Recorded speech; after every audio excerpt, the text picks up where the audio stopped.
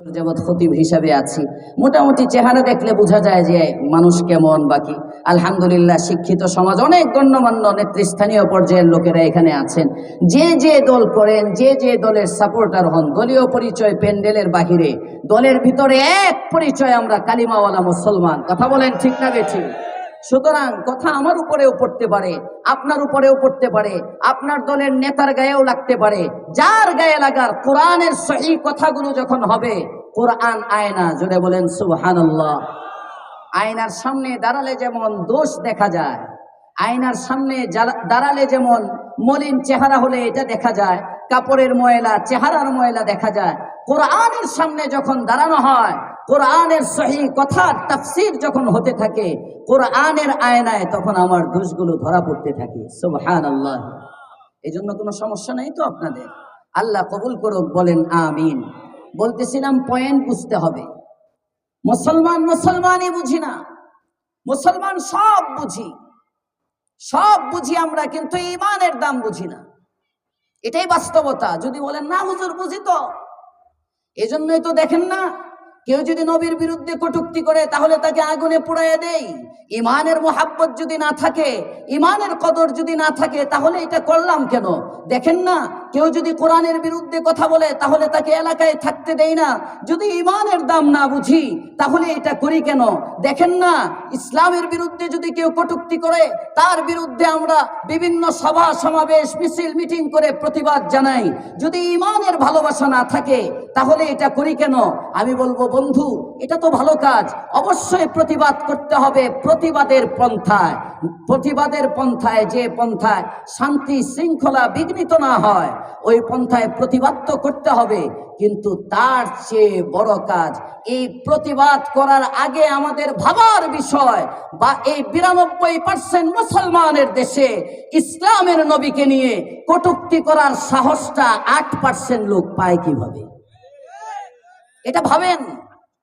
92% মুসলমান, আরো 2% কথার কথা কমাইয়া দিলাম, ধরেন 90% মুসলমান। 90% মুসলমানের দেশে 10% লোক আমার নবীকে নিয়ে কটূক্তি করবে। আপনি পুরাইবেন পরে, এটা রাখেন, ওইটা আলাদা। শাস্তি দিলেন, আন্দোলন করলেন, সরকার আইন করলো, ফাঁসি হলো, এগুলো সব সাহস পেল কিভাবে? প্রশ্ন এখানে, সাহস কোথায় পেল? সাহস পেল এজন্য, শতকরা 90% মুসলমানের দেশে মুসলমান নাই। কথা বুঝবেন, মাফ করবেন বন্ধু। বাতিল যখন দেখে মুসলমান হওয়ার পরেও ফজরের নামাজে মসজিদগুলো খালি, জুমার নামাজের মধ্যে যে মসজিদের 5 তলা পূর্ণ হয়ে রাস্তায় পর্যন্ত কার্পেট দিতে হয়, ওই এলাকার ওই মসজিদের মধ্যে যখন দেখা যায় ফজরের নামাজে নিচতলা পূর্ণ হয় না, তখন বাতিল ভাবে এরা আসলে নামতে বাঁচতে মুসলমান, এদের দিলে মুসলমানই নাই, ইসলামের দরদ নাই। এখান থেকে তারা মুসলমানের নবীকে নিয়ে কথা বলতে সাহস পায়। যখন দেখে 90% মুসলমানের দেশে, 90% মুসলমানের দেশে 30% লোক নাই যাদের সুন্নতি দাঁড়িয়ে আছে, 50% লোক নাই যাদের সুন্নতি পোশাক আছে, যাদের শিক্ষা সিলেবাসের মধ্যে ইসলাম আছে, যখন তারা দেখে বাতিল দেখে এরা তো মুসলমান নামে 90, এদের শিক্ষা সিলেবাসের মধ্যে ইসলাম নাই, এদের ব্যক্তি জীবনের মধ্যে ইসলাম নাই, এদের রাজনীতির মধ্যে ইসলাম নাই, এদের রাষ্ট্রনীতিতে ইসলাম নাই, এদের পোশাক পরিচ্ছদে ইসলাম নাই, এদের বিবাহ শাদীতে ইসলাম নাই, এদের আকীকার অনুষ্ঠানে ইসলাম নাই, এদের জন্মের সময় ইসলাম নাই, হাত্তাকে কবরে শোয়ানোর সময়ও এদের ইসলাম নাই। তখন বাতিল শুধু মুসলমানকে কিনতে চায় না, মুসলিম ভূখণ্ডের মাটিটা পর্যন্ত কিনে নিতে চায়। কথা বলেন ঠিক না বেঠিক? রোগ ধরতে হবে, তারপরে ঔষধ লাগাইতে হবে বন্ধু। কষ্ট হচ্ছে আপনাদের? একটু এই ফাঁকাগুলো বন্ধ করে আগায় বসলে, আগায় আসেন। ফাঁকাগুলো যারা এসেই গেছেন একটু আগায় আসেন, যারা বাকিরে দাঁড়ানো আছেন মেহেরবানি করে আসছেন কষ্ট করে। যদি আপনার কোমর ব্যথা না থাকে, কোমর ব্যথা হইলে তো চেয়ারের ইন্তজাম আছে, আর যদি মনে হয় নিচে বসলে কষ্ট হবে না, জোয়ান মানুষই বেশি, একটু ভিতরে আইসা পড়েন। বুখারীর হাদিস সাক্ষী, এই প্যান্ডেলের চতুর্দিকে ফেরেশতার বেষ্টনী। পিছনে বলে নাই সুবহানাল্লাহ? এক দাগে সবাই জোরে একসাথে পড়ি তো সুবহানাল্লাহ। আল্লাহর পয়গম্বর, আপনি আমার নবী, দু জাহানের সরদার, রাহমাতুল লিল আলামিন সাল্লাল্লাহু আলাইহি ওয়াসাল্লাম বলেন, সহিহ মুসলিমের রিওয়ায়াত, পয়গম্বর আরবি বলেন, সুবহানাল্লাহি ওয়াল হামদুলিল্লাহি তামলাআন আও তামলাউ মা বাইনাস সামাওয়াতি ওয়াল আরজ।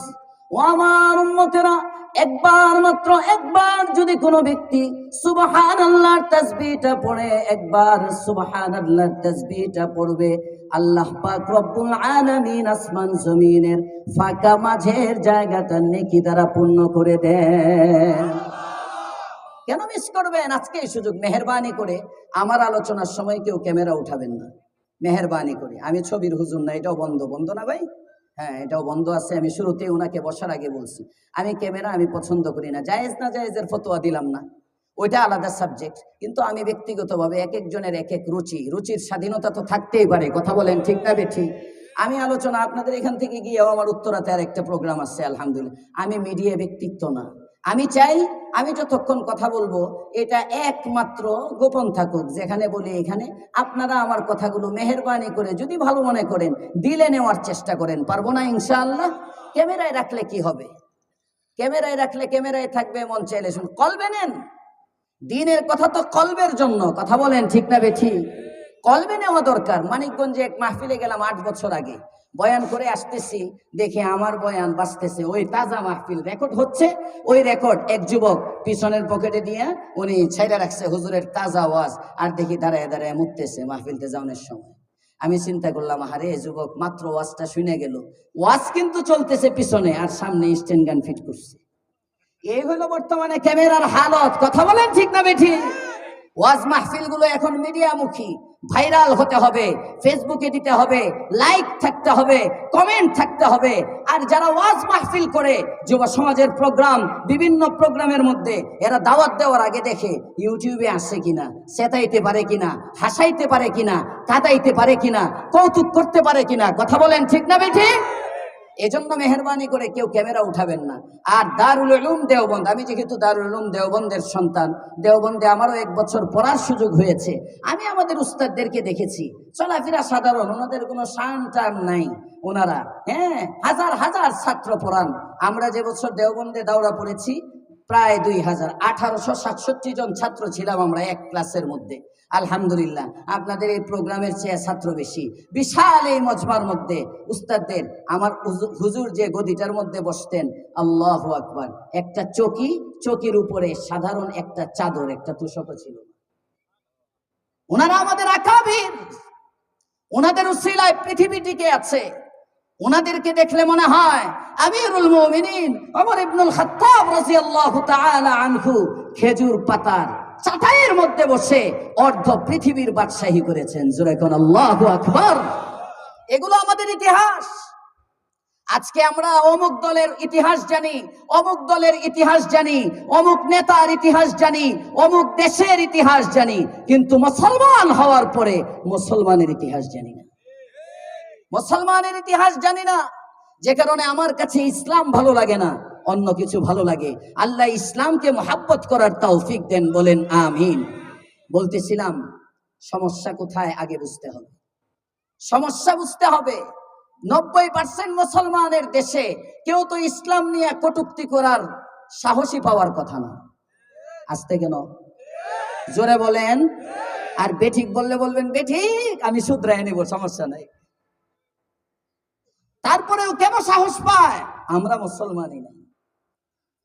ব্যবসায়ী ব্যবসার কদর বুঝে, চাকরিজীবী চাকরির কদর বুঝে, টাকা পয়সার মূল্য বুঝে, সব কিছুর মূল্য বুঝে, কিন্তু ইমানের দাম বুঝি না। আসতে কেন? জোরে বলেন। ইমানদারি বুঝি না, অথচ ইমান সবার আগে। সাহাবীদের মধ্যে আর আমাদের মধ্যে পার্থক্য এখানেই, সাহাবায়ে কেরাম ইমানের দাম বুঝতেন, যে কারণে ইমানের জন্য সব ছাড়তে পারতেন। দুনিয়ার সব দেওয়া যায়, ইমান দেওয়া যায় না। জোরে বলেন। আপনাদের কষ্ট হচ্ছে বেশি। ঈমান দেওয়া যায় না, ঈমান নিয়ে আপোষ নাই, ঈমান নিয়ে আপোষ চলে না। নেতৃত্ব দেওয়া যায়, দলের পথ ছাড়া যায়, নেতা ছাড়া যায়, বাবা ছাড়া যায়, মা ছাড়া যায়, দেশ ছাড়া যায়, প্রয়োজনে শরীরের শেষ রক্ত ফুটা পর্যন্ত বিলিয়ে দেওয়া যায়, ঈমান দেওয়া যায় না। ঈমান বড় দামি, ঈমানটাই তো আমার মূল। বুখারীর হাদিস, আল্লাহর পয়গম্বর বলেন, আল্লাহর পয়গম্বর এর সাহাবী হযরত আবু যর গিফারি, নাম শুনেছেন নিশ্চয়ই, প্রসিদ্ধ সাহাবী, নবীর বড় প্রিয় সাহাবী, ইসলামকে এতটা ভালোবাসতেন, আল্লাহর রাসূলকে এতটা ভালোবাসতেন, আল্লাহু আকবার, জীবনে নিজে থাকার জন্য একটা ঘরও বানায় নাই। সুবহানাল্লাহ কয় না? থাকার জন্য ঘর নাই, মানে এত দুনিয়া বিরাগী ছিলেন। এখনকার দুনিয়া বিরাগীরা দেখবেন অনেক সময়, সামনে নির্বাচন আসতেছে না, অনেকের কেউ রাজনীতির সাথে লাগায়েন না, অনেকে নির্বাচনের সময় দেখবেন অনেক নেতা কিচ্ছু নাই, ওই যে যদি কি কয় না, কাগজ টাগজ জমা দেয়, আমি তো নামও কইতারি না, এটির মধ্যে দেখবেন ইশতেহারে ওই যে মনোনয়ন পত্রর আগে যে যাচাই বাছাই করে মাত্র এই কয়েক লাখ টাকার মালিক, পরে দেখা যায় দুবাইয়ে 1000 কোটি টাকার বাড়ি পাওয়া যায়।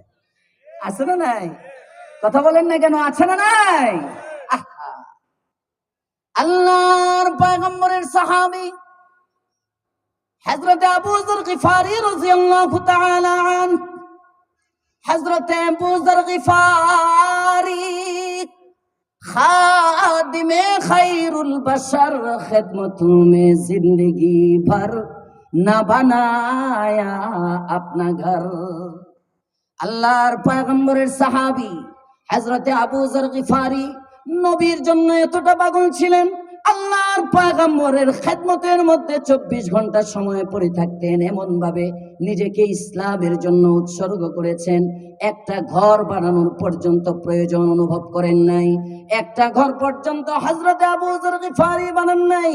বুখারী শরীফের মধ্যে হযরত আবু যর গিফারির riwayat আছে, তাফসীরে মাফাতিহুল গায়ব, ইমাম ফখরুদ্দিন রাজি রাহমাতুল্লাহি আলাইহির লেখা তাফসীর, সূরা ইখলাসের শুরুতে সাবাবে নুজুলের মধ্যে হযরত শেখুত তাফসীর মাফাতিহুল গায়বের লেখক আল্লামা ফখরুদ্দিন রাজি লেখেন, আবু যর গিফারি এত দামি একজন সাহাবী ছিলেন, দুনিয়ায় তিনি গরিব ছিলেন, দুনিয়ায় তার টাকা পয়সা ছিল না, হয়তো দুনিয়ার অন্যান্য টাকা পয়সাওয়ালাদের মতো তার অহমিকা ছিল না, কিন্তু আল্লাহ তাআলার কাছে এত দাবি ছিল, আল্লাহ পাক রব্বুল আলামিনের আসমানের ফেরেশতারা হযরতে আবু যর গিফারিকে সালাম পৌঁছাইতো, আবু যর গিফারিকে সালাম দিত।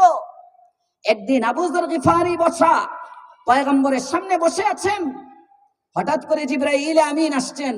জিবরাইল আমিন এসে বলেন, ইয়া রাসূলুল্লাহ, এই লোকটা আপনার সাহাবী আবু যর না? সুবহানাল্লাহি ওয়া বিহামদিহি। মনে করেন আপনাদের এখানে আমি ফার্স্ট আসলাম, একজন মুরব্বী বাবাকে দেখে আমি বললাম, উনি কি অমুক না?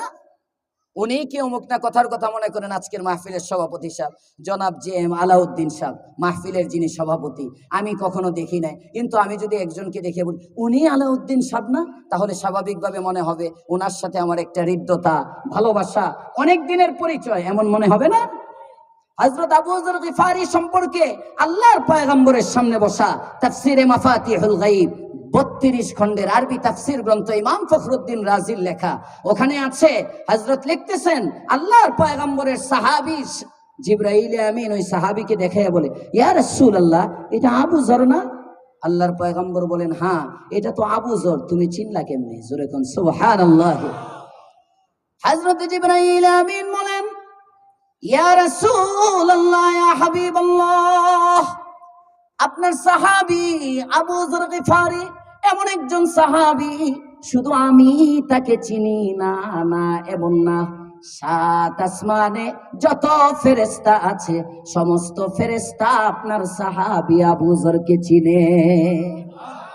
ইয়া রাসূলুল্লাহ, ইয়া হাবিবাল্লাহ, শুধু আপনার আরশের ফেরেশতারা চিনে এমন না, আপনার সাহাবী আবু যর গিফারি যখন জমিনের মধ্যে হেঁটে হেঁটে যায়, একজন ফেরেশতা আর একজন ফেরেশতাকে ডাক দেয় আর বলে, দেখ আল্লাহর পয়গম্বরের প্রিয় সাহাবী আবু যর গিফারি হেঁটে হেঁটে যায়। আল্লাহু আকবার। এদিক দিয়ে যদি ব্যারিস্টার আরমান সাহেব রাস্তা দিয়ে যদি হাঁটা যায়, একজন দেখাইব না, এই দেখ দেখ দেখতে ব্যারিস্টার সাহেব যেতেছে। হ্যাঁ, একজন প্রসিদ্ধ নেতা যদি কেউ যায়, তাহলে একজনের একজন দেখেন। আসমানে আবু যর গিফারি যখন হাঁটে, আসমানের ফেরেশতারা এই দেখো দেখো, আবু যর গিফারিকে দেখায় বলে, দেখো এই আল্লাহর পয়গম্বরের সাহাবী আবু যর গিফারি হেঁটে হেঁটে যায়। জিব্রাইলকে আল্লাহর পয়গম্বর জিজ্ঞাসা করেন, ভাই জিব্রাইল, কোন আমলের কারণে আবু যর গিফারি এত দামি? কষ্ট হচ্ছে আপনাদের? বেশি হইতেছে না তো? কিছু হইলে হইতেও পারে, শীত যেহেতু বেশি। হযরত আবু যর গিফারি সম্পর্কে পয়গম্বর বলেন, ভাই জিব্রাইল, কোন আমলের কারণে আবু যর গিফারির এত দাম? হযরত জিব্রাইল বলেন, ইয়া রাসূলুল্লাহ, ইয়া হাবিবাল্লাহ, আবু যর গিফারি দুইটা আমল করে। কয়টা?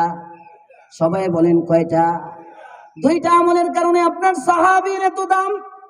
এক নম্বর আমল হলো, আপনার সাহাবী আবু যর গিফারি কুল হুয়াল্লাহু আহাদ এই সূরাটা বেশি বেশি তেলাওয়াত করে। সুবহানাল্লাহ বলেন। কুল হুয়াল্লাহু আহাদ আল্লাহুস সামাদ লাম ইয়ালিদ ওয়া লাম ইউলাদ ওয়া লাম ইয়াকুল লাহু কুফুয়ান আহাদ। সূরা ইখলাস বেশি বেশি পাঠ করে। এই একটা কারণ। আর একটা কারণ হলো, আপনার সাহাবী আবু যর গিফারি নিজেকে ছোট মনে করে, নিজেকে ছোট ভাবে। এখন নিজেকে বড় মনে করার লোক পাওয়া যায়। কথা বলেন ঠিক না বেঠি? বাসের সে কোনটা বড়, চেয়ারের সে নেতা বড়। কথা বলেন না কেন? কথা বলেন না কেন? যোগ্যতা আছে না নাই সেটা না, সবাই লবিং, সবাই বড় হইতে হবে, বড় বড়। এক বড় প্রতিযোগিতা, সাহাবায়ে কেরাম প্রতিযোগিতা করতেন, ছোট হইতে হবে, ছোট ছোট। জোরে কোন সুবহানাল্লাহ। আহা, আল্লাহ আমাদেরকে ছোট মনে করার তৌফিক দেন, বলেন আমিন। যে নিজেকে ছোট করে, পয়গম্বর বলেন, মান তাওয়াযা লিল্লাহ রাফাহুল্লাহ, যে নিজেকে মিটিয়ে দেয়, যে নিজেকে ছোট করে, আল্লাহ তাকে উঠায় দেয়। আল্লাহ তৌফিক দান করেন, বলেন আমিন। মুহতারাম হাজিরিন, কোরআনে কারীমের সূরাতুল আহকাফের দুটো আয়াতে কারীমা তিলাওয়াত করেছি আপনাদের সামনে। আয়াত নম্বর 13-14। মাশাআল্লাহ। আমার আলোচনার বিষয়বস্তু শান্তি কোথায়? আমরা সকলেই শান্তি চাই। ব্যবসায়ী ব্যবসা করে শান্তির জন্য, চাকরিজীবী চাকরি করে শান্তির জন্য, ব্যারিস্টার কোর্ট কাচারিতে যায় শান্তির জন্য, নিজ দেশে উপার্জন করে হয় না, বিদেশে উপার্জন করতে যায় কেন? আস্তে আস্তে বলে, শান্তি। শান্তিতে দুমুঠো খাবো, ভালো একটা বাড়ি হবে, ভালো এক জায়গায় থাকবো। কথা বলেন ঠিক না বেঠি? নিজের বাবা মা আত্মীয় স্বজন পরিবার পরিজন সব রেখে প্রবাসে কত কষ্ট করে, হজের সফরে গেলে, উমরার সফরে গেলে, বা এমনি বিভিন্ন দেশের মধ্যে টুরে গেলে দেখবেন, হারে বাংলাদেশে প্রবাসীরা কত কষ্ট করতেছে, কত কষ্ট করে ওরা মাথার গাম পায়ে ফেলে টাকা পয়সা উপার্জন করে। বিভিন্ন এয়ারপোর্টের মধ্যে, এমন কোনো এয়ারপোর্ট তো মনে হয় নাই যে এয়ারপোর্টে গেলে এক দুইজন বাঙালি পাইবেন না। বিশ্বের সব জায়গায় মোটামুটি বাংলাদেশের লোক আছে। হ্যাঁ, যদি দেখা সাক্ষাৎ হয় দেখবেন খুব কষ্টের কাজ করে, কষ্টের কাজ। আরামের কাজগুলো অন্য দেশের মানুষই বেশি করে, কষ্টের কাজগুলোই আমাদের বাংলাদেশিরা বেশি করে। এটাই বাস্তবতা। এই কষ্টের কাজগুলো বাবা মা ছেলে, এরপরেও বিদেশে থেকে অনেক সময় প্রবাসীর কফিন আসে, ওখানে মারা যায়। মৃত্যুর সময় তার বাবা কাছে নাই, মা কাছে নাই, ভাই কাছে নাই, আদরের স্ত্রী সন্তান কেউ কাছে নাই, এত দূরে পড়ে থাকে। কিসের আশায়? কথা বলেন না কেন? কিসের আশায়? এই 5 আগস্ট হয়েছে কিসের আশায়? আস্তে আস্তে কিসের? কোন কোন কোন 17 বছর পর্যন্ত অনেকে মনে করছিল অনেক জুলুম, অনেক নির্যাতন, এই সেই কোন রকম দেখি। এজন্য সব শ্রেণীর মানুষ, শুধু পুরুষ না, বয়স্ক কম বয়স্ক, রাজনৈতিক দলের পরিচয় দল মত নির্বিশেষে, আলেম বলেন গায়রে আলেম বলেন, যুবক বৃদ্ধ ছোট বাচ্চারা পর্যন্ত নামছে। কথা কোন ঠিক না বেঠি? এই সর্বশ্রেণীর মানুষ একসাথে নেমে 5ই আগস্ট মনে করেছিল 5ই আগস্টের পরে পরিবর্তন হবে। 5ই আগস্টের পরে হ্যাঁ পরিবর্তন হয়েছে। আমি আমার মসজিদের মধ্যে বলছিলাম, আপনাদের এলাকার হালত জানি না, আমি এক এলাকার হালতের কারগুজারি শুনে বলছিলাম, আগে যদি চাঁদাবাদি হইতো 100 চাঁদাবাজ থাকতো, এখন 120% হয়েছে। কারণ আগে ডিউ করে সাথে আরো কিছু অ্যাড হয়েছে। আসতে কেন? জোরে বলেন ঠিক না বেঠি? মেহেরবানি করে কেউ রাজনীতির গন্ধ খুঁজবেন না আমার কথায়, আগেই মাফ চেয়ে নিচ্ছি। আমরা 5ই আগস্টের পরে স্বপ্ন দেখেছিলাম রাস্তায় প্রতিটা নাগরিক নিরাপদে চলবে। কথা বলেন ঠিক না বেঠি? এই বাংলাদেশের মধ্যে কোনো চাঁদাবাজ থাকবে না, টেন্ডারবাজ থাকবে না, কোনো কিশোর গ্যাং থাকবে না, কোনো মদ থাকবে না, কোনো জুয়া থাকবে না। প্রত্যেকটা নাগরিকের নাগরিক নিরাপত্তা, আমার চিকিৎসা সেবা সুন্দরভাবে পাবো, আমার বাঁচার অধিকার সুন্দরভাবে পাবো। কিন্তু দেখলাম কি, আগে নিচে দিয়ে গুলি হইতো, কে মরলো, কোথায় মরলো, লাশ পর্যন্ত পাওয়া যেত না। 5ই আগস্টের আগে খুন হতো আন্ডারগ্রাউন্ডে, আর এখন খুন হয় রাজধানীর রাস্তাঘাটে। কথা বলেন ঠিক না বেঠি? কেন বন্ধু, কেন? এই শান্তি তো আমরা দেখতে চাই নাই। আমরা তো চেয়েছিলাম সোনার বাংলাদেশ। কথা বলেন ঠিক না বেঠি? সোনার বাংলাদেশ চাওয়ার পরে এই রূপালী বাংলাদেশ কারা উপহার দিল? কারা কারা?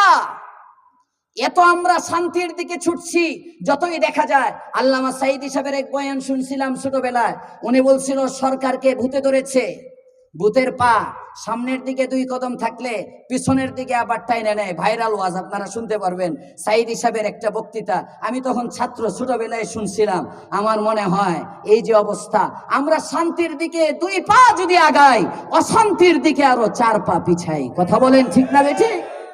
নিরাপত্তা নাই, জানের নিরাপত্তা নাই, সম্পদের নিরাপত্তা নাই, সন্তান সন্ততির নিরাপত্তা নাই। 5ই আগস্টের পরে হায় হায় হায়, স্বপ্ন দেখেছিল অনেকে হয়তো ধর্মীয় শিক্ষক নিয়োগ হবে, কিন্তু না, দেখলাম কি গানের শিক্ষক নিয়োগ হয়। কথা বলেন ঠিক না বেঠি? মুহতারাম হাজিরিন, আমার বলার উদ্দেশ্য, শান্তির দিকে আমরা এগুচ্ছি কিন্তু পিছিয়ে যাচ্ছি, শান্তি দেখতে পারতেছি না। কারণটা কি? সহজে বুঝেন। ট্রেন, রেল লাইনের মধ্যে যদি আপনি সোহাগ কোম্পানির দামে একটা বাস ছেড়ে দেন, তাহলে আগাবে তো? হ্যাঁ হ্যাঁ হ্যাঁ, গন্তব্যে যাবে তো? আর যদি আপনি একেবারে বাংলাদেশের সবচেয়ে ভালো যে ট্রেনটা আছে, সবচেয়ে ইন্টারসিটির সবচেয়ে ভালো যে ট্রেন আছে, ওই ট্রেনটাকে এনে যদি কল্যাণপুরের এই রাস্তায় নামায় দেন, যাবে না চিটাগং? কেন কেন কেন? রাস্তা ভিন্ন। আমরা শান্তি চাচ্ছি, শান্তির স্লোগান দিচ্ছি, শান্তির জন্য মিছিল করতেছি, শান্তির জন্য মিটিং করতেছি, শান্তির জন্য লবিং করতেছি, কিন্তু শান্তির চেহারা দেখতে পাচ্ছি না। রাত যায়, দিন যায়, প্রতিনিয়ত অশান্তির মুখোমুখি হচ্ছি, আমরা নিরাপত্তাহীনতায় ভুগছি। বোঝা যায় আমরা অন্য পথে হাঁটছি। কোন পথে হাঁটলে বন্ধু শান্তি আমাদের ধরা দিবে, এটাই আমার আজকের বিষয়। কোন পথে চললে শান্তি পাওয়া যাবে? মুখতাসার আন্দাজে 2টা আয়াতে কারিমা, আয়াতে কারিমার মধ্যে রব এটাই বলতেছেন, ইন্নাল্লাযীনা ক্বালু রাব্বুনাল্লাহ। জোরে বলেন আল্লাহু আকবার। আমাদের রব কে? এত আস্তে বললে হবে না, জোরে বলেন কে? খাওয়ান কে? পালেন কে? আসমানের মালিক কে? জমিনের মালিক কে? আমার হাতগুলোর মালিক কে? জোরে হাত উঁচা করে বলেন কে? আল্লাহু আকবার। জোরে একবার বলেন না আল্লাহু আকবার। মুহতারাম হাজিরিন, আমার মালিক আল্লাহ, একদিন লাগবে না, আমার মালিক আল্লাহ, আসমানের মালিক আল্লাহ, জমিনের মালিক আল্লাহ, হায়াতের মালিক আল্লাহ, আমার স্রষ্টা আল্লাহ। শান্তির মালিক কে কে কে? ক্ষমতার মালিক শুধু জনগণ। হ্যাঁ হ্যাঁ, ক্ষমতার মালিক কে? জনগণই ক্ষমতার উৎস, জনগণই ক্ষমতার উৎস। জনগণ যদি ক্ষমতার উৎস হতো 17 বছর লাগতো না, অনেক আগেই ক্ষমতার চেহারা দেখা যাইতো। ক্ষমতার মালিক কে? জোরে বলেন কে? এটাই আয়াতে বলতেছে, ইন্নাল্লাযীনা ক্বালু রাব্বুনাল্লাহ। আমাদের রব, আমাদের রব শুধু রব। রব মানে কি? রবের ব্যাখ্যা তাফসীর কয়েকভাবে করা যায়। তাফসীরুল কুরআন বিল কুরআন, তাফসীরুল কুরআন বিল হাদিস, তাফসীরুল কুরআন বিল আকওয়ালিস সাহাবা। সবচেয়ে উত্তম তাফসীর হলো কোরআনে কারীমের এক আয়াতের ব্যাখ্যা আরেক আয়াত দ্বারা তালাশ করবেন। আমরা দেখি রবের পরিচয় রব কি দিয়েছেন। কোরআনে কারীমে সূরা বাকারার মধ্যে আল্লাহ তাআলা নিজে নিজের পরিচয় দিয়েছেন। রব কাকে বলে? আল্লাহ বলেন, ইয়া আইয়ুহান নাস উ'বুদু রাব্বাকুম। আল্লাহু আকবার। হে মানব জাতি, তোমরা তোমাদের রবের ইবাদত করো। উ'বুদু রাব্বাকুম। রবকে আল্লাহ বলেন আল্লাযী খালাকাকুম। সুবহানাল্লাহ বলেন। যিনি তোমাকে সৃষ্টি করেছেন তিনি তোমার রব। আল্লাহু আকবার। রবের এক নম্বর গুণ তিনি খালেক। ইয়া আইয়ুহান নাস, হে মানব জাতি, উ'বুদু রাব্বাকুম। আল্লাহু আকবার। তোমরা তোমাদের রবের ইবাদত করো। রবকে আল্লাযী খালাকাকুম, যিনি তোমাদেরকে সৃষ্টি করেছেন, ওয়াল্লাযীনা মিন ক্বাবলিকুম, তোমাদের পূর্ববর্তীদেরকেও সৃষ্টি করেছেন। সুবহানাল্লাহ। আল্লাযী জাআলা লাকুমুল আরদা ফিরাশা, যিনি তোমাদের জন্য জমিনকে বিছানা বানিয়েছেন। আল্লাহু আকবার বলেন। ওয়াস সামাআ বিনাআ, তোমাদের উপরে 7 আসমানকে ছাদ বানিয়ে দিয়েছেন। আল্লাহু আকবার। আসমানের খালেক কে? তো রব। রব রব তিনি যিনি আমাদেরকে খাবার দেন।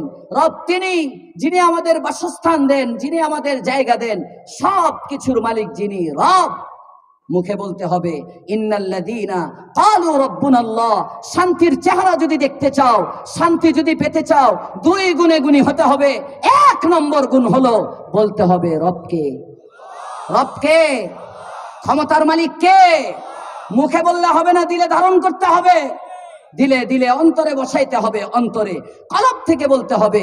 মুখে মুখে বলবা ক্ষমতা আল্লাহ দে, আর কেউ ভারতের সাথে লবিং করবা, মুখে মুখে বলবা ক্ষমতা আল্লাহ দে। কেউ আমেরিকার মাধ্যমে আমেরিকাকে খুশি করে ক্ষমতায় আসতে যাবা, এই মুনাফিক মার্কা ঈমান নিয়ে শান্তি দেখা যাবে না। ভালো করে বুঝবে। দুদিল মনা কলমাচুর, না পায় শ্মশান না পায় গো। এক মনে হতে হবে, কলবের মধ্যে ঈমান। আজকে আমাদের রাষ্ট্রীয় অশান্তি, আজকে আমাদের সামাজিক অশান্তি, আজকে আমাদের পারিবারিক অশান্তি, সব কিছুর মূলে গিয়ে আমাদের ঈমানে ভেজাল। আমার দিকে থাকেন, আমাদের ঈমানে ভেজাল। শান্তির জন্য লা খাউফুন আলাইহিম ওয়ালা হুম ইয়াহজানুন। খাউফ এবং হুজন, উলামায়ে কেরাম জানেন খাউফ এবং হুজনের পার্থক্য। একটা মাজির সাথে সম্পর্ক, একটা মুস্তাকবালের সাথে সম্পর্ক। তার মানে তুমি যদি 2টি গুণ আমি রবকে দাও, তাহলে তোমার অতীত জীবনের কোনো চিন্তা পেরেশানি নাই, ভবিষ্যতের জন্যও কোনো দুশ্চিন্তা নাই। গুণ কয়টা? পিছনওয়ালারা ভুলে গেছে। কয়টা? সবাই বলেন গুণ কয়টা? তাহলে শান্তির জন্য 2 গুণে গুণী হব তো ইনশাআল্লাহ। কোরআন বলতেছে 2 গুণে গুণী হলে শান্তি আসবে। অতীত জীবনের মধ্যেও কোনো আফসোস থাকবে না, ভবিষ্যতেও কোনো অশান্তি আসবে না, অনিরাপত্তা আসবে না। গুণ লাগবে কয়টা? সবাই বলেন গুণ কয়টা? 1 নম্বর ইন্নাল্লাযীনা ক্বালু রাব্বুনাল্লাহ। রবকে। এই আওয়াজে হবে না, আরেকটু জোরে বলেন কে? যারা বাহিরে দাঁড়িয়ে আছেন ভিতরে এসে পড়েন না, ঢুকে পড়েন। একটা হাদিস বলতেছিলাম, বুখারীর হাদিসে আসছে, এই মাহফিলের চতুর্দিকে ফেরেশতার বেষ্টনী। জোরে কোন সুবহানাল্লাহ। আসছেনি যখন কষ্ট করে একটু ধাক্কা দিয়ে ফেরেশতার বেষ্টনীতে ঢুকে পড়েন। ঢুকলে দাম বেড়ে যাবে, কমবে না। আল্লাহ কবুল করুক, বলেন আমিন। ওই হাদিসের দিকে গেলে লম্বা হাদিস, লম্বা হাদিস। শেষের দিকে আল্লাহর পয়গম্বর সুসংবাদ দিচ্ছেন, এই ধরনের মাহফিলগুলোর মধ্যে যারা আসে, যারা ব্যবস্থা করে, যারা আলোচনা করে, যারা শুনে, সবচেয়ে বড় ফায়দা হলো তাদের জিন্দেগীর গুনাহ আল্লাহ মাফ করে দেন। আমাদের প্রধান মেহমান আসবেন, দেখবেন মাশাআল্লাহ, আমি তো চিকনা চাকনা মানুষ, হযরত ইলমান আমালান, যেমন ইলম এমন আমল, মাশাআল্লাহ। আপনারা কথা শুনেও মজা পাবেন। অত্যন্ত মিডিয়া ব্যক্তিত্ব, আপনারা চিনেন, সকলের সুপরিচিত ব্যক্তিত্ব। ভিতরে আসেন, বসেন। নেতার চেহারা দেখলে অনেক প্রতিযোগিতা করে, সামনে চেয়ার নিয়ে মারামারিও করে। কথা কয় না, কথা কয় না? নাকি আপনাদের মিরপুরে এই সমস্ত মারামারি হয় না? হ্যাঁ, সামনে বসা নিয়ে নেতার চেহারা দেখার জন্য, অথচ নেতার চেহারা দেখলে গুনাহ মাফ হবে কিংবা নেকি লেখা হবে নাই। অথচ ফতোয়ায়ে তাতারখানিয়া 23 খণ্ডের কিতাব, তার প্রথম খণ্ডের মধ্যে আছে আলেমের চেহারার দিকে যদি তাকাও নেকি লেখা হতে থাকবে। 5টা নজর ইবাদত। কয়টা? 5টা তাকানো ইবাদত। সংক্ষেপে বলে দিয়ে আসছে যখন 5টা নজর ইবাদত। নাম্বার 1, আন-নাজরু ইলা বাইতিল্লাহ। আল্লাহর পয়গম্বর বলেন বাইতুল্লাহর দিকে তাকানো ইবাদত। সুবহানাল্লাহ বলেন। নবী আমার বলেন আন-নাজরু ইলাল ওয়ালিদাইন। নিজের বাবা মার চেহারার দিকে ভক্তি ভরা নজর নিয়ে যদি তাকাও তাহলে এটাও ইবাদত। সুবহানাল্লাহ। আন-নাজরু ইলাল মুসহাফ। কোরআনে কারীমের পাতাগুলোর দিকে দেখবে, তেলাওয়াত করতে পারো না বান্দা, কোরআনটাকে ভক্তি ভরা নজর নিয়ে কোরআনে কারীমকে দেখবে, কোরআনটাকে বুকে মিলাবে, কোরআনের দিকে বান্দা তাকিয়ে থাকবে। নবী আমার বলেন কোরআনের দিকে তাকানো ইবাদত। আন-নাজরু ইলা zamzam। 4 নম্বর জমজমের পানিটা দেখাও ইবাদত। নবী আমার বলেন 5 নম্বর হলো আন-নাজরু ইলাল উলামা। আল্লাহু আকবার বলেন। আলেম উলামা, হাক্কানি রব্বানি উলামা যেখানে পাবে ওনাদের চেহারার দিকে তাকায় থাকবে। ওনারা কিছু বলবে না, কোনো কথা শোনা লাগবে না, শুধু উলামায়ে কেরামের কাছে গিয়ে বসবে, আলেমের চেহারার দিকে নজর করে তাকাবে। পয়গম্বর বলেন যতক্ষণ পর্যন্ত তাকিয়ে থাকবে আমল নামার মধ্যে ততক্ষণ পর্যন্ত নেকি দিতে থাকবেন কে? আল্লাহ আমাদেরকে কবুল করেন, বলেন আমিন। মুহতারাম হাজিরিন, গুণ কয়টা বলেন? গুণ কয়টা? 1 নম্বর ঈমান। আমাদের রব আল্লাহ, এটা বললাম মানে ঈমানের এলান করলাম, ঈমানের স্বীকৃতি দিলাম। মাশাআল্লাহ, আমরা যারা এখানে আছি এই গুণ তো আমাদের সবার মধ্যে আছে, আছে না নাই? আমাদের রবকে, খালেককে, মালিককে, খাওয়ানকে, পালেনকে, সুস্থতা দান করেন কে? সন্তানটা দেয় মনে হয় শুধু খাজা, হ্যাঁ, মাজারে। মান্নত করব কার জন্য? করা ভালো না মান্নত? সদাকা করবেন, সদাকা করবেন। এরপরেও যদি কেউ ভুলে শুনে মান্নত করেই ফেলে, কার নামে? আল্লাহর নামে। কুরবানি করব কার নামে? উট দিব কার নামে? গরু দিব কার নামে? হ্যাঁ, খাজার কাছে লয়ে যায় না। আল্লাহ বুঝার তৌফিক দেন, বলেন আমিন। ইন্নাল্লাযীনা ক্বালু রাব্বুনাল্লাহ, ব্যাপক এক রব্বুনাল্লাহ, ঘন্টার ঘন্টা চলে যাবে, রব্বুনাল্লাহ শেষ হবে না। সংক্ষেপে 1 গুণ মনে করেন ইমানদার হওয়া। ভাবার্থ আমি ঈমান নিয়ে আসলাম, সব হয় আল্লাহর থেকে, বিশ্বাস করে নিলাম। প্রথম গুণ ইন্নাল্লাযীনা ক্বালু রাব্বুনাল্লাহ, শান্তির জন্য 1 চাকা লাগাই ফেললাম। আমাদের রব আল্লাহ। এখন মনে করেন সাইকেল 2টা চাকা লাগবে, 1 চাকা ঈমান লাগাইলেন, যাইতে পারবেন না। 2টা পা লাগে হাঁটার জন্য, 1 পায়ে দাঁড়ানো যায় না। 1 চাকার নাম মনে করেন ঈমান। দ্বিতীয় গুণ হলো আল্লাহ তাআলা বলেন শুধু ঈমান আনলে হবে না, সুম্মাস্তাকামু। আল্লাহু আকবার। এই গুণটা যদি আমরা অর্জন করতে পারি, সমাজের না শুধু গোটা পৃথিবীর সমস্ত সমস্যার সমাধান হয়ে যাবে। এই গুণটাতে আমরা কাঁচা। আমরা মুখে বলি আমাদের রব আল্লাহ, মসজিদে ফজরের নামাজের আযান হয় তখন মসজিদের মধ্যে নাই। কথা বলেন ঠিক না বেঠিক? আমি মুখে বলতেছি আমার রব আল্লাহ, কিন্তু ব্যবসায়ী ব্যবসার মধ্যে 2 নম্বরই করে, ওখানে রবের খেয়াল নাই। চাকরিজীবী চাকরির মধ্যে ফাঁকি দেয়, ওখানে রবের খেয়াল নাই।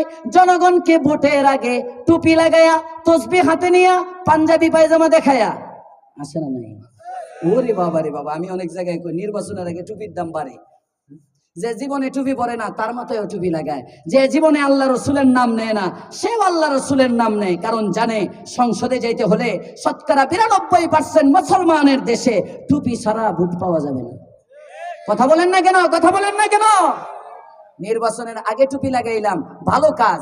এটা যদি শুধু নির্বাচনের পরে থাকে তাহলে আর কোনো সমস্যা হয় না। এই থাকাটার নাম ইস্তেকামত। আমি ইস্তেকামত বুঝাইতেছি। আমরা যেমন মাহফিলে আসলাম, আমরা সবাই মুমিন ইমানদার। এখন আমি হুজুরের সাথে ওয়াদা করলাম, ভাই 5 ওয়াক্ত নামাজ পড়বো তো, বললাম ইনশাআল্লাহ, বাড়িতে গিয়ে আর পড়লাম না। দ্বিতীয় গুণ নাই। ইমানদার হওয়ার পরে ইমানের উপর অটলতা, অবিচলতা, ইস্তেকামা। ইস্তেকামার তাফসীরে মুফাসসিরিনে কেরাম লেখেন, ইস্তেকামা এটা লফজুন জামি', একটা ব্যাপক অর্থবহ শব্দ ইস্তেকামা লফজুন জামিউন। কেমন ব্যাপক অর্থবহ শব্দ? কয় এটা শামিল করে শামিলুন লিজামিই ইমতিসালিল আওয়ামির ওয়াজতিনাবিন নওয়াহি। এই ছোট্ট একটা শব্দ, এই শব্দটা শরীয়তের সমস্ত করণীয় এবং বর্জনীয় কাজগুলোকে শামিল করে। সুবহানাল্লাহ বলে নাই? ছোট্ট এক শব্দ। আল্লাহর পয়গম্বরের ওয়াজ ছিল জামি। সহিহ মুসলিমের বর্ণনা, বুখারীতে আসছে রিওয়ায়াত, নবী আমার বলেন ফুজ্জিলতু আলাল আম্বিয়াই বিসিত্তিন, সমস্ত নবীদেরকে আল্লাহ তাআলা যে গুণগুলো দিয়েছেন তার চেয়ে স্পেশাল আমি পয়গম্বরকে আল্লাহ তাআলা 6টা গুণ বাড়তি দিয়েছেন। আরো আসতে সুবহানাল্লাহ। কয়টা গুণ বেশি দিবেনই না কেন? ওনার জন্যই তো সব। আমাদের পয়গম্বরকে 6টা গুণ বাড়তি দিবেন। তোর মধ্যে একটা হলো ওতিতু জাওয়ামিউল কালিম। আল্লাহর পয়গম্বর বলেন আমাকে জাওয়ামিউল কালিম দেওয়া হয়েছে। জাওয়ামিউল কালিম মানে কথা হবে ছোট ছোট, কথা হবে কম, অর্থ হবে ব্যাপক। সুবহানাল্লাহ বলেন। এজন্য হযরতে, আমি যে হাদিস পড়েছিলাম আয়াত সংশ্লিষ্ট, হযরতে সুফিয়ান ইবনে আব্দুল্লাহ আস-সাকাফি রাদিয়াল্লাহু তাআলা আন পয়গম্বরের কাছে গেলেন, গিয়ে বলতেছেন ইয়া রাসূলুল্লাহ আমাকে একটা উপদেশ দেন, কুল্লি ফিল ইসলামি শাইআ, ইসলামের এমন একটা বিষয় আপনি আমাকে বলেন, লা আসআলু আহাদান বা'দাক, আপনার পরে যেন আমার আর ইসলামে চলার জন্য কারো শরণাপন্ন হতে না হয়, কারো বয়ান শোনার দরকার না হয়, কারো কাছে যাওয়ার দরকার না হয়, আমি যেন শরীয়ত মোতাবেক জীবনটা পরিচালনা করতে পারি, এমন একটা নসিহত আপনি আমাকে করে দেন। আল্লাহর পয়গম্বর বলেন কুল আমানতু বিল্লাহ, বলো আমি আল্লাহর উপর ঈমান নিয়ে আসলাম। এ কথা বলো। যেমন আয়াতে আল্লাহ বলতেছেন ইন্নাল্লাযীনা ক্বালু রাব্বুনাল্লাহ, যারা বলে আমাদের রব আল্লাহ, এই আমরা বলে ফেললাম। আল্লাহর রাসূল বলেন দ্বিতীয় গুণ হলো হুম্মাস্তাকিম, এরপরে এই ঈমানের উপর অটল অবিচল থাকো। ইস্তাকিম এই দাওয়িম আলাইহি, আগুনে পড়বি ঈমান ছাড়বি না, পানিতে ডুববি ঈমান ছাড়বি না, পাওয়া যাবে ঈমান যাবে না, দল যাবে ঈমান যাবে না, নেতা যাবে ঈমান যাবে না, পদ পদবি যাবে ঈমান যাবে না, দেশ যাবে ঈমান যাবে না, জান যাবে ঈমান যাবে না। কারা কারা প্রস্তুত ইনশাআল্লাহ? আল্লাহ কবুল করুক, বলেন আমিন। এর নাম হলো ইস্তাকিম। আমাদের মধ্যে আর সাহাবীদের মধ্যে পার্থক্য এখানেই। সাহাবায়ে কেরাম সব ছাড়তেন, ঈমান ছাড়তেন না। আর আমরা 10 টাকায় ঈমান বিক্রি করে ফেলি। 10 টাকা ঈমান বিক্রি করি। মুসলমান শাক বিক্রি করতেছে, শাক 2 মোটা শাক বিক্রি করতেছে, ধরেন 10 টাকা। একজন গেল আপনাদের কথার কথা সরকারি নিউসি টাইপ আবাসন জামে মসজিদের সম্মানিত খতিব সাহেব, উনি গেলেন, কি ভাই শাক কত করে? কয় হুজুর বিক্রি করতেছিলাম তো 2 মোটা 20 টাকা, আপনার জন্য 15 টাকা। কথার কথা হুজুর রে, হুজুর তো মনে করে আমার খুব ভক্ত, আমার জন্য 5 টাকা কমায়া দিল, ওই দিক দিয়ে কিন্তু 5 টাকা আরো বাড়াইয়া দিল। এমন ইমানদার 2-1 খুঁজলে মনে হয় পাওয়া যাবে না আমাদের সমাজে। আছে না নাই? ভালো করে বুঝেন। মুমিন মিথ্যা বলতে পারে, কথা বলেন। মুমিন মিথ্যা বলে, মুমিন চুরি করে, মুমিন জিনা করে, হায় হায় হায়, মুমিন মদ পান করে, কথা বলে না, কথা বলে না। মুমিন নেশা করতে পারে। আমার ঈমান তো আমাকে এগুলো থেকে বাঁচাবে। ঈমান বলে কাকে? আল্লাহ আমাদেরকে বুঝবার তৌফিক দিয়ে দেন। সবাই বলেন আমিন। ঈমান সবচেয়ে দামি। বলতেছিলাম হযরতে আবু যর গিফারি আল্লাহর পয়গম্বরের সাহাবী, রাসূলের কাছে গেলেন, কথা মনে আছে? যেখান থেকে গেছিলাম আবু যর গিফারির কাছে, নবীর কাছে একদিন গেলেন। মুসলিমের বর্ণনা, আল্লাহর পয়গম্বরকে দেখতে গেলেন, যে দেখেন রাসূল ঘুমিয়ে আছেন, ওয়া আলাইহি সাওবুন আবিয়াজ, রাসূলের শরীরের মধ্যে সাদা পোশাক। উনি চলে আসলেন, একটু পরে আবার গেলেন, আল্লাহর পয়গম্বর জাগ্রত।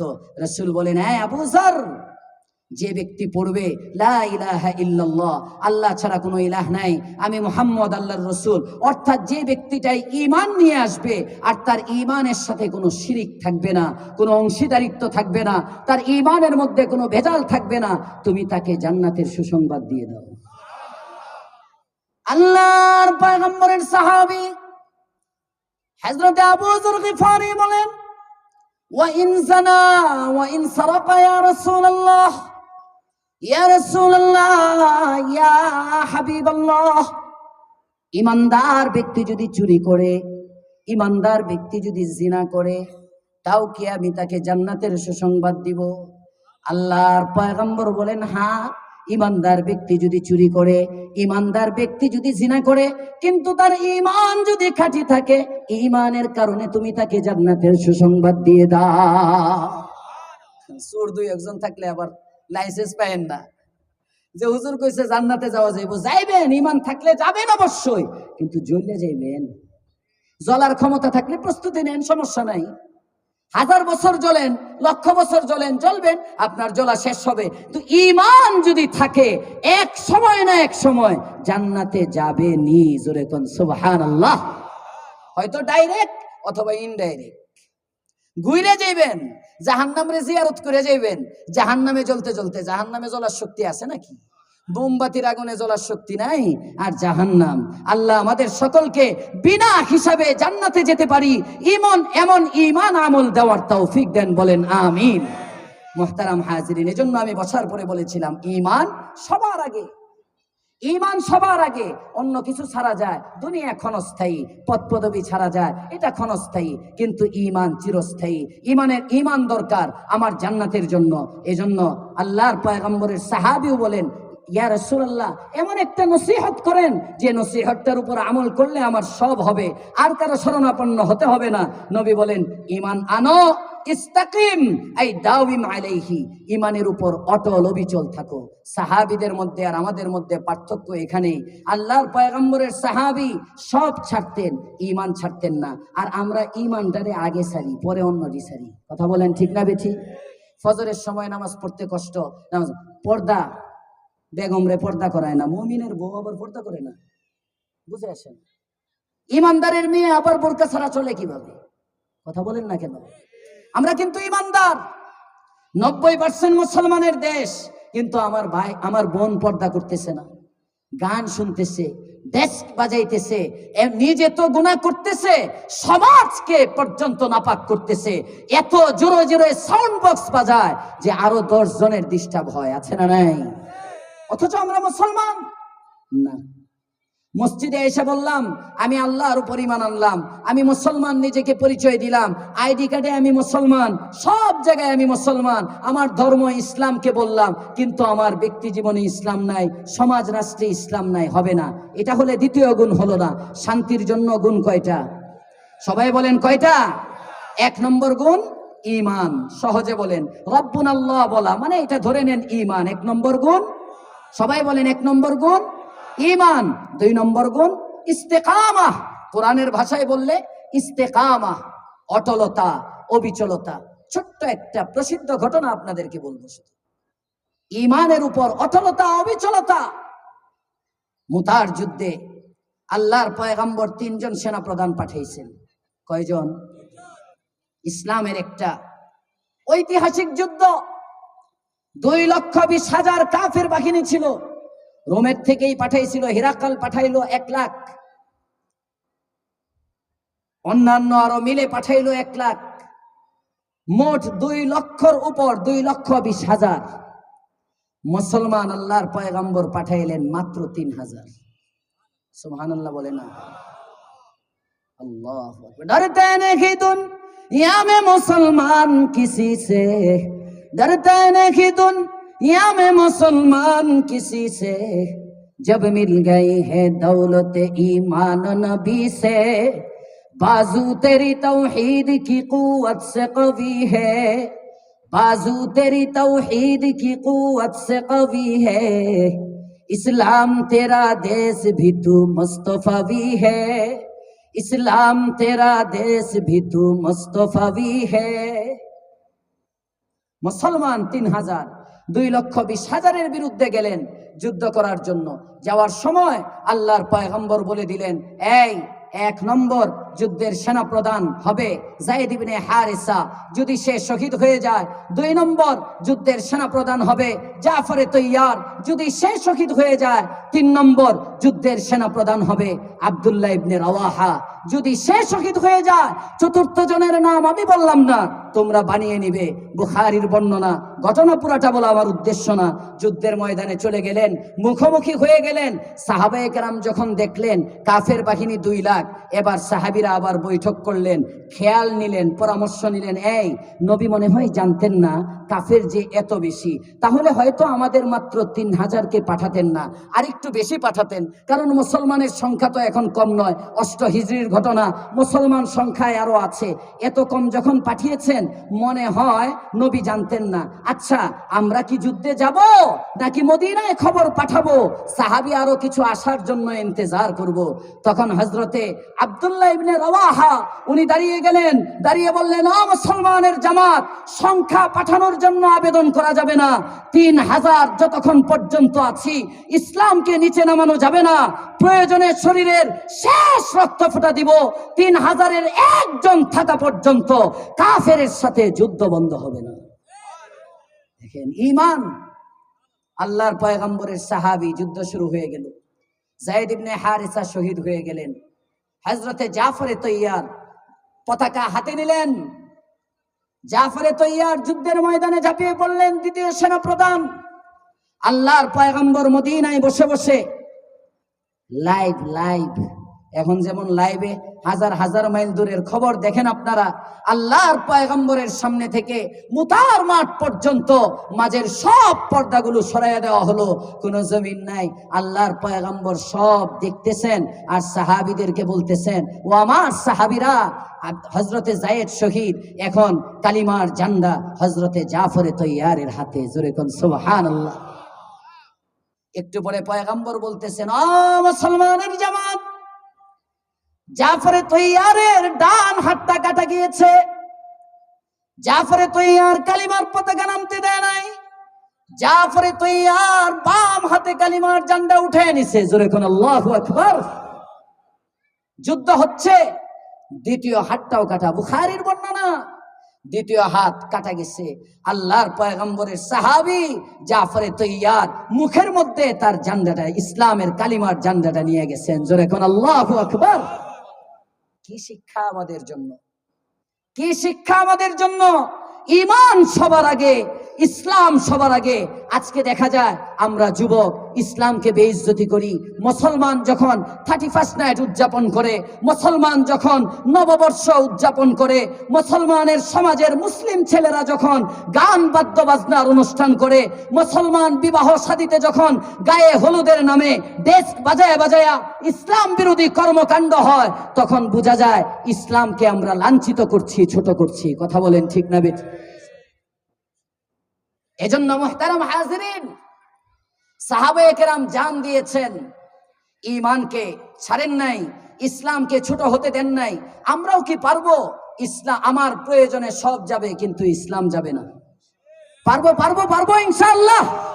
ইসলামের মান রক্ষা করব, আমার চেহারার মধ্যে ইসলামের ঝলক থাকবে, আমার পোশাকের মধ্যে ইসলামের ঝলক থাকবে, আমার সব কাজের মধ্যে যেন বোঝা যায় আমি মুসলমান। যদি এটা বুঝাতে পারি, এটাই ইস্তেকামা। ইন্নাল্লাযীনা ক্বালু রাব্বুনাল্লাহ সুম্মা ইসতাকামু, আল্লাহ তাআলা বলেন, ফালা খাউফুন আলাইহিম ওয়ালা হুম ইয়াহজানুন। যদি এই দুই গুণে গুণী হও, তোমার কোনো চিন্তা নাই, কোনো পেরেশানি নাই। উলাইকা আসহাবুল জান্নাহ, এরাই হবে জান্নাতের মালিক। খালিদিনা ফিহা, থাকবে চিরকাল। জাযাআম বিমা কানু ইয়ামালুন। আল্লাহ পাক আমাদেরকে এই দুই গুণে গুণী হয়ে দুনিয়ায় শান্তি, পরকালে মুক্তির ব্যবস্থাপত্র নিয়ে যাওয়ার তৌফিক দান করেন। আমিন। ওয়া আখিরু দাওয়ানা আনিল হামদুলিল্লাহি রাব্বিল আলামিন।